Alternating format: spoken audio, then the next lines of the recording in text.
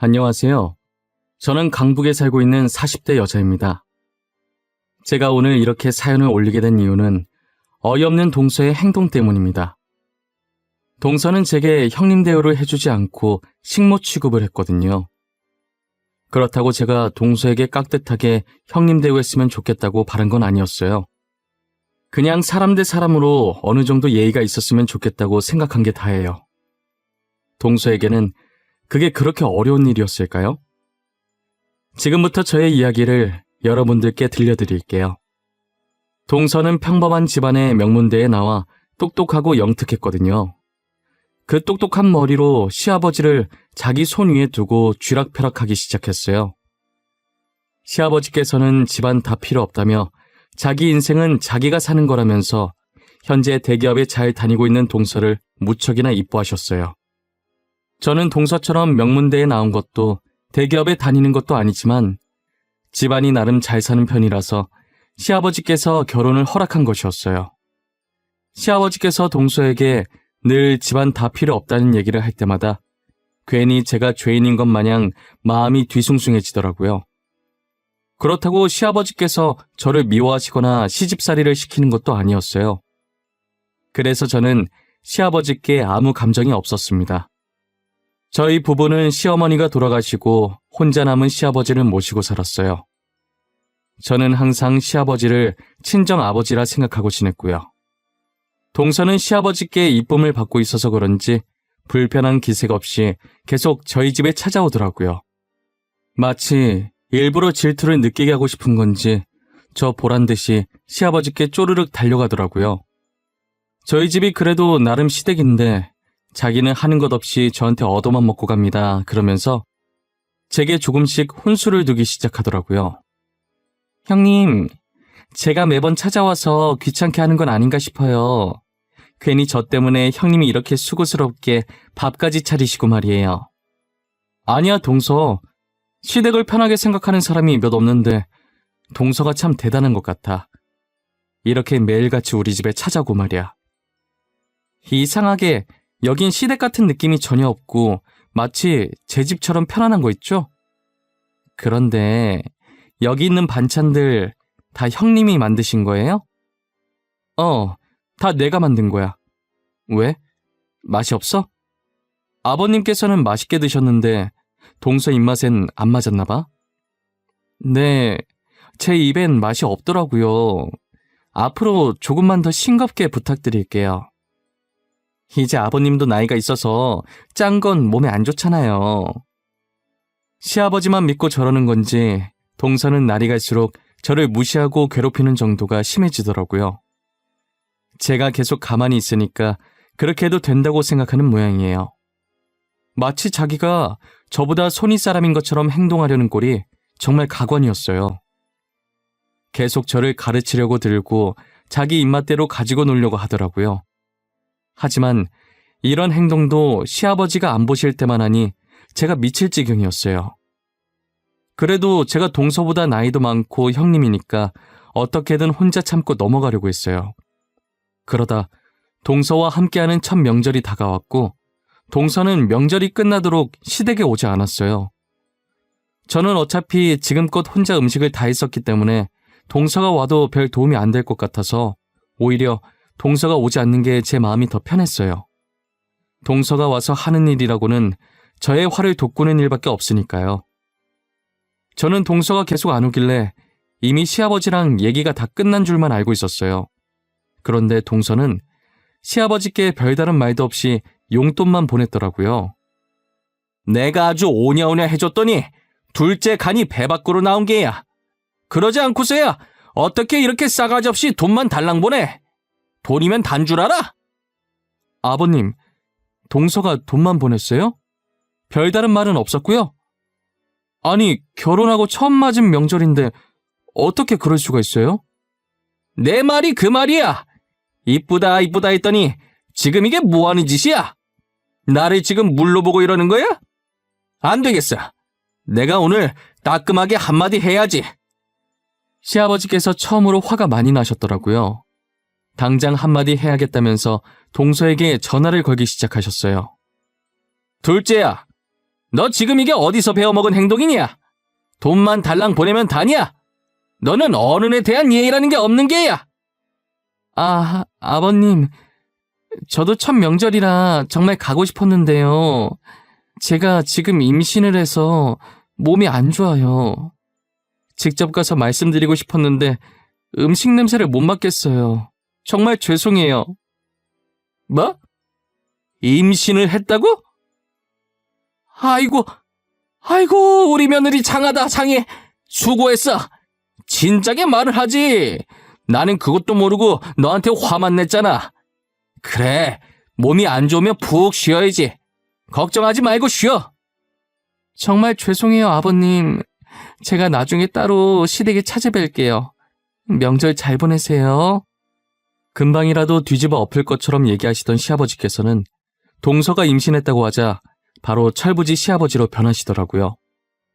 저는 그런 시아버지를 보는데 사람이 참 단순해 보이면서 한편으로는 한심했어요. 저러니까 아무것도 모르고 동서 소나기에서 놀아나는 것 같았어요. 시아버지께서 하루빨리 동서의 여우 같은 본성을 알아차렸으면 좋겠다고 생각했습니다. 동서는 임신과 동시에 콧대가 올라가 아주 하늘을 찌를 기세더라고요. 매일 시댁에 찾아와서 저를 괴롭히는 걸 취미로 두기라도 한 것인지 이젠 저를 아주 대놓고 식모 취급을 하기 시작했어요. 저한테 대놓고 말하는 게 아니라 이제는 시아버지를 이용해서 저를 부려먹더라고요. 아버님, 뱃속의 아기가 잡채가 먹고 싶은가 봐요. 어제부터 잡채가 너무 생각나는 거 있죠? 그런데 제가 요리를 못해서 못 만들어 먹겠는 거예요. 그래서 결국 못 먹었어요. 그래? 우리 손주가 잡채가 먹고 싶대? 잡채가 먹고 싶으면 만들어줘야지. 우리 첫째가 잡채를 또 기똥차게 잘 만들어. 잠깐만 기다려봐. 금방 될 거야. 아버님 괜찮아요. 그렇게까지 안 하셔도 돼요. 제가 형님 귀찮게 한 것 같아서 죄송해요. 그냥 집 가는 길에 사서 먹을게요. 저는 진짜 괜찮아요. 아니야. 여기서 먹고 가. 왜 굳이 사서 먹어? 아기가 먹고 싶다는데. 먹고 싶은 거 못 먹으면 나중에 서러워서 안 돼.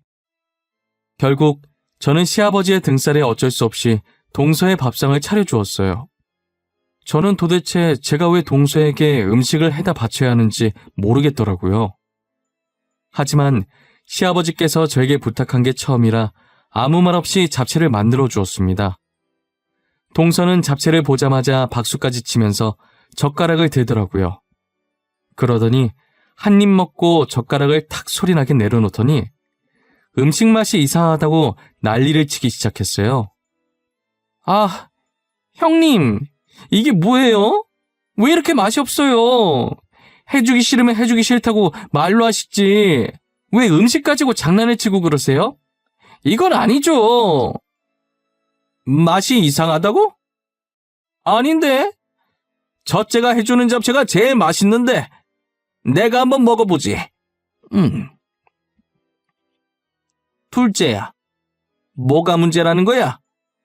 내 입에 맛만 좋은데 왜 그래? 아버님, 도대체 이게 뭐가 맛있다는 거예요? 형님 죄송한데 다시 만들어주세요. 이건 도저히 아닌 것 같으니까 제대로 만들어달라고요. 저는 평소에 싸우는 걸 별로 좋아하지 않고 어떤 일이든 그냥 조용하게 넘어가려고 하는 평화주의자예요. 그래서 웬만한 일에도 화를 잘 안 내려고 하는 성격인데 이건 도저히 화를 참을 수가 없겠는 거예요. 결국 저는 처음으로 동서에게 소리를 질렀고 동서는 울먹거리기 시작하더라고요. 동서, 진짜 해도 해도 너무한 거 아니야? 내가 동서 손아래 사람이야? 나 동서보다 나이도 많고 형님이야. 내가 왜 동서 입맛까지 맞춰줘야 해? 제가 형님한테 차려달라고 한 것도 아니었잖아요. 아버님이 차려달라고 했는데 왜 그래요? 형님이 음식 가지고 장난을 치니까 다시 해달라고 한 거죠. 제가 못할 말 했어요? 동서는 내가 계속 아무 말 안 하니까 만만하게 행동해도 된다고 생각한 거야? 좋은 게 좋은 거라고 그냥 넘어가려니까 갈수록 도가 너무 지나치네. 형님, 말 진짜 이상하게 하시네요. 제가 뭘 어쨌다고 그러세요? 제가 형님한테 뭘 어떻게 했길래 형님이 그냥 넘어갔는데요. 자, 다들 그만. 첫째야, 너가 윗사람이니 그냥 참아줘. 둘째가 지금 홀몸이 아니잖아. 둘째, 너도 지금 임신해서 많이 예민해진 것 같네. 첫째한테 그러는 거 아니야. 둘 다 여기서 그만해.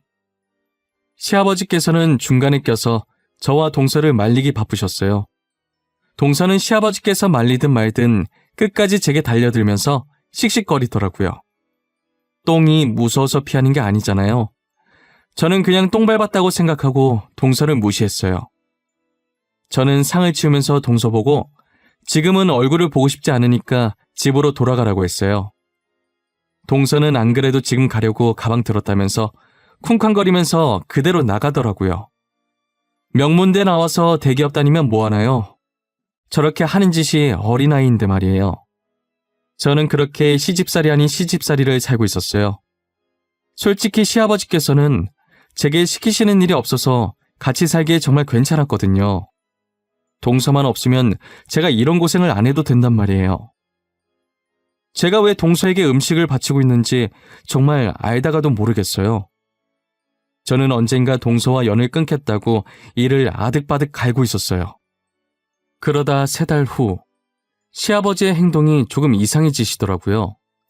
평소에도 건망증이 살짝 있으셨지만 요즘 따라 유달리 심해지는 느낌이었어요. 저는 시아버지를 모시고 병원에 가봐야겠다는 생각이 들었어요. 남편은 중요한 프로젝트가 있어서 당분간은 회사를 뺄 수가 없어서 일단 저만 월차를 내고 시아버지를 모시고 병원에 갔습니다. 병원에 가서 검사를 받았는데 현재 치매 초기라는 진단을 받았어요. 의사는 그래도 시아버지 정도면 다행히 심한 편은 아니라고 하더라고요. 저는 시아버지를 요양원에 보내기는 좀 그래서 남편하고 의논한 뒤 제가 일을 그만두고 집에서 시아버지를 보살피기로 했어요. 남편은 늘 제 의견을 존중해주는 사람인지라 일을 그만두겠다고 해도 반대하지 않았어요. 오히려 제게 본인 아버지를 떠안게 한 것 같아 미안해했죠. 저는 시아버지께서 치매에 걸리셨다는 소식을 동서한테도 전했어요. 그랬더니 혹시나 자기들 보고 시아버지를 보살펴달라고 할까봐 그런 건지 저희 집을 제 집 드나들듯 자주 찾아오던 동서의 발길이 뚝 끊긴 거예요. 사람의 속이 어쩜 그리도 훤히 보이는지요. 동서도 그렇고 서방님도 그렇고 정말 꼴보기 싫어졌어요. 그런데 시아버지께서는 날이 갈수록 치매 증상이 심해지시더라고요. 처음엔 건망증이 약간 심한 정도였는데 이젠 가끔씩 저희 부부도 못 알아보시고 몇 년 전 돌아가신 시어머니만 계속 찾고 계실 정도예요. 정신이 오락가락하시면서 급속도로 상태가 안 좋아지는 시아버지를 더 이상 혼자 감당할 수가 없어서 어쩔 수 없이 요양원에 보내게 되었어요. 저는 틈틈이 요양보호사 공부를 했고 자격증을 취득한 뒤 시아버지께서 계신 요양원에 들어갔어요. 정신이 가끔 돌아오실 때는 시아버지께서 항상 제게 미안하다는 말씀만 하셨었어요. 첫째야, 내가 그동안 너를 챙겨주지 못해서 미안하구나. 둘째만 이뻐해서 많이 서운했을 거 나도 안다. 그래도 나를 버리지 않고 보살펴줘서 고맙구나. 무슨 말씀이세요? 제가 왜 아버님을 버려요? 며느리도 딸이나 마찬가지인데 제가 모시는 건 당연한 거죠. 아버님께 서운한 거 전혀 없어요. 그동안 살면서 구박 한 번 안 하셨잖아요. 어쩜 이렇게 다를까? 확실히 첫째는 첫째구나. 늘 내가 너한테 많이 미안하고 고마워. 둘째는 어떻게 된 게 연락 한 통이 없는지. 내가 둘째를 얼마나 이뻐했는데. 동서도 회사 다니느라 바쁠 거예요. 대기업 다니는 게 어디 쉽나요? 여유 있을 때 연락할 거예요. 조금만 기다려보세요. 아니면 제가 한번 연락해 볼까요? 아니다. 됐어. 전엔 뭐 대기업에 안 다녀서 우리 집에 자주 왔니? 이제 내가 이 모양 이 꼴이니 보기 싫은 게지. 나도 다 알고 있어. 시아버지께서는 그렇게 아끼던 동서가 자신을 찾지 않자 실망감이 크신 것 같았어요. 정말 본인의 친자식들보다 더 친딸처럼 예뻐하셨었거든요. 동서를 그리워하는 시아버지를 보니 조금 안쓰럽기도 했어요. 제가 먼저 동서에게 연락을 해볼까도 했지만 시아버지께서 극구 말리시는 바람에 연락을 하지 못했어요. 요양원에 계시면서 시아버지께서 건강검진을 받게 되셨는데 검사 결과가 꽤나 심각했어요. 아버님 뇌에 커다란 종양이 발견됐다고 하더라고요.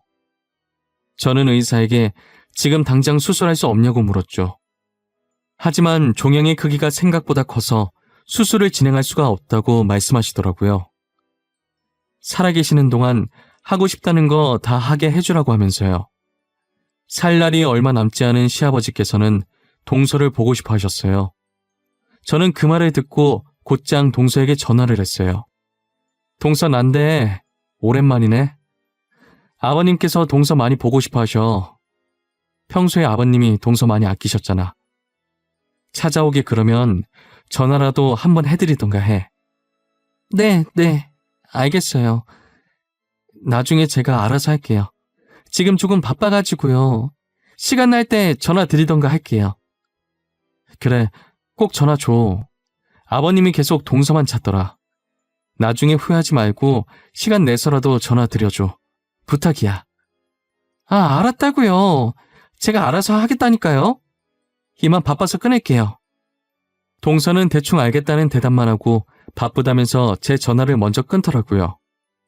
그리고 한참을 안 오다가 2달 뒤에 갑자기 시아버지를 찾아와서는 펑펑 울기 시작하더라고요. 저는 동서가 억지로 연기하면서 눈물을 짜내는 게 눈에 보여서 꼴보기 싫더라고요. 정말 여기에 조금만 더 있었다가는 금방이라도 토할 것 같았어요.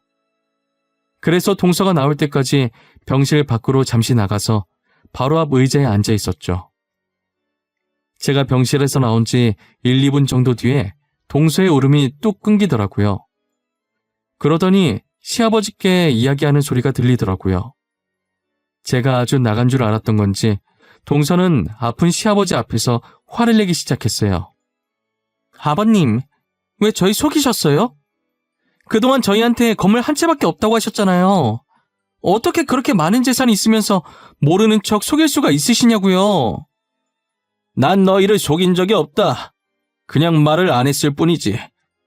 어떻게 내 재산을 알아냈는지는 모르겠지만 설마 그 재산이 탐나서 이렇게 내 앞에 나타난 거야? 애초에 미리 재산이 있다고 말씀하셨어야죠. 형님은 다 알고 계셨던 거죠. 그래서 이렇게 아버님 끼고 살았던 거죠? 제 말이 맞죠? 어쩌다 우리 집안에 이런 요물이 들어왔을까? 그동안 너를 이뻐했던 내 자신이 너무 한심하고 자괴감이 드는구나. 말 피하지 말고 대답하세요. 형님은 다 알고 있어서 아버님 모시고 산 거 아니에요? 혼자 아버님 재산 다 받으려고 이러는 거 아니냐고요. 너는 생각하는 수준이 그거밖에 안 되냐? 첫째는 내가 재산이 많다는 거 모른다. 너네도 몰랐다가 지금 한 것 아니냐? 첫째가 무슨 수로 알겠어? 그럼 형님이 아시기 전에 유언장 작성해 주세요. 저 예뻐하셨잖아요. 지금 당장 저희에게 주겠다고 작성해 달라고요. 저는 밖에서 가만히 듣자 하니 동서가 선을 넘기 시작하더라고요. 화가 정말 머리끝까지 나서 온몸이 부들부들 떨렸어요. 그대로 병실 문을 박차고 들어가서 지금 이게 어른한테 뭐하는 짓이냐고 난리쳤어요. 동서, 지금 이게 뭐하는 짓이야? 어른한테 말버릇이 그게 뭐야? 유언장을 적으라고? 진짜 제정신이 아니구나. 동서가 사람이야? 어떻게 그럴 수가 있어? 형님, 언제부터 거기 계셨어요? 다 들은 거예요? 아니, 저는 그게 아니라 지금 오해가 있으신 것 같아요. 저는 그냥 아버님께서 살아계실 때 재산 분배하는 게 좋을 것 같아서. 지금 아픈 아버님한테 유언장 적으라는 게 옳은 행동이니? 어쩜 동서는 철이 안 들어? 언제까지 어린애처럼 굴 거야? 너네 친정아버지한테 나가서 어리광 부려? 제 말 좀 들어보세요, 형님. 그게 아니라니까요? 왜 제 말은 들으려고 하지도 않으세요? 아니긴 뭐가 아니야. 처음부터 끝까지 동서가 말하는 거 다 듣고 있었는데 아버님 재산이 그렇게 탐났니? 그래서 건물 하나라도 받으려고 시댁에 들락날락거린 거고? 제가 동서한테 윽박 지르고 있는데 이상하게 뭔가 이상한 기분이 들더라고요. 동서의 배 쪽을 보니 이쯤이면 배가 불러 있어야 할 임산부가 아주 홀쭉하더라고요. 그리고 동서 임신한 거 맞아? 지금 임신한 지 6, 7개월 되지 않았나? 그런데 배가 왜 이렇게 홀쭉해? 설마 임신한 것도 거짓말이었어? 그래요. 저 임신 안 했어요. 거짓말 쳤어요. 왜요? 거짓말하면 안 돼요? 명절에 시댁 식구들 다 모인 자리에 가기 싫어서 그랬어요. 그래서 제가 아버님께 용돈 보내드렸잖아요. 동서는 끝까지 이기적이고 자기밖에 모르는구나. 더 이상 동서랑 말 섞고 싶지도 않아. 당장 여기서 나가. 아버님 스트레스 주지 말고 나가라고. 그리고 다신 우리 앞에 나타나지 마. 저는 두 번 다시 동서 얼굴을 보고 싶지 않았어요. 시아버지께서는 동서가 떠난 뒤 지금 유언장을 작성해야겠다는 거예요. 그러더니 그 자리에서 변호사를 부르시고 공증을 받으셨어요. 유언장에는 자신의 재산 전부를 저희 부부에게 주겠다며 동선에는 단 한 푼도 줄 수 없다고 적으셨어요. 시아버지께서는 죽는 날까지 다시는 동서가 보고 싶지 않다고 말씀하셨어요. 그리고 동서의 행동을 보고도 말리지 않는 서방님도 보고 싶지 않다고 하셨어요. 서방님은 이제껏 동서가 알아서 하겠다는 말만 듣고 어떻게 행동했는지는 모르고 있었어요. 아버님께서 따로 서방님께 연락을 해서 가타부타 하지 않으셔서 정말 알아서 잘 했겠거니 했대요. 저도 몰랐는데 동서 말대로 시아버지께서 가족들 몰래 재산을 많이 가지고 있었더라고요. 저희 모두 건물 한 채가 다인 줄 알았는데 부동산에 투자를 많이 하셔서 알부자셨어요. 동서는 처음에 건물 한 채를 자기가 독차지하겠다고 그렇게 시아버지 옆에서 여우짓을 한 것이었어요.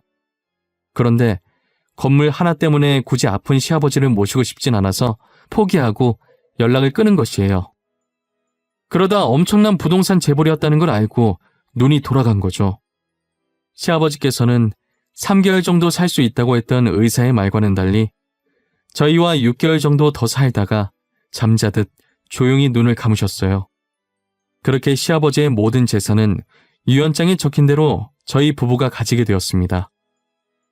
동서는 시아버지의 장례가 끝난 후 제게 찾아와 울면서 매달리더라고요. 형님, 제가 그땐 정말 죄송했어요. 많이 반성했어요.